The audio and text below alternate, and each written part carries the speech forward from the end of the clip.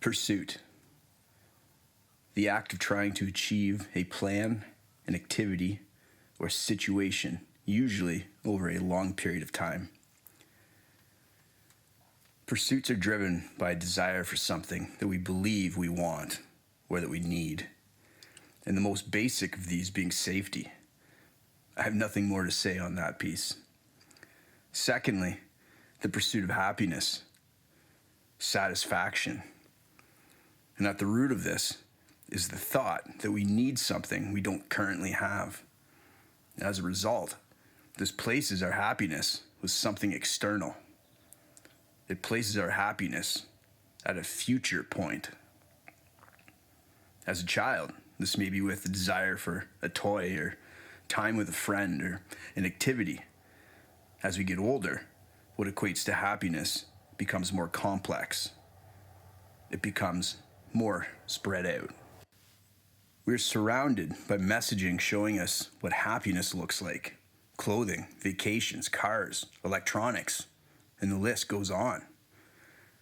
These material routes to happiness are the surface level of the great illusion. This is the mechanism of which locks us into this great distraction. And behind all this is a foundational spell that we're under that places our happiness in the hands of another. By believing that we need something external, we essentially are giving our own personal powers away. This is structured in our society around money. This is the enabler. And if you map it out, the pathway to acquire this will always feed up the line from one hand to another.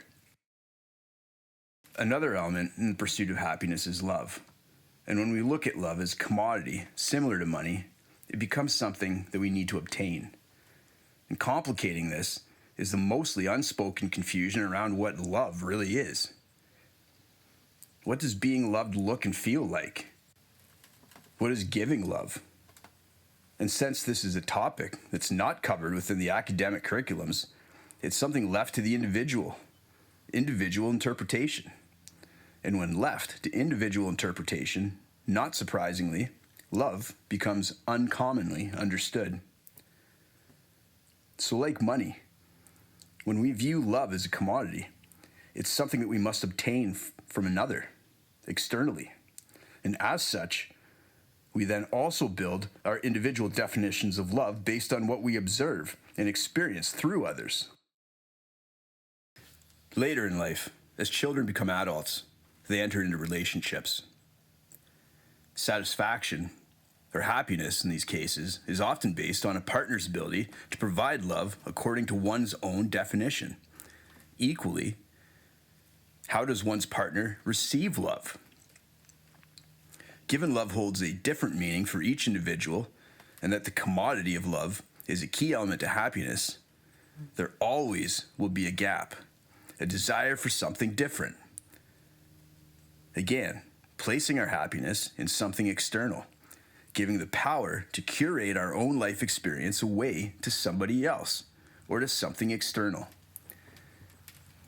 I'm not above this. In fact, this exact dilemma has been the emotional source behind much of my writing.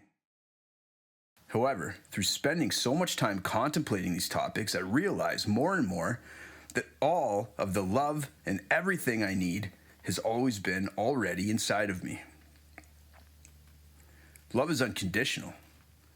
There is no true love when one is expecting it to be received or to receive it in a specific way, according to some black and white created definition.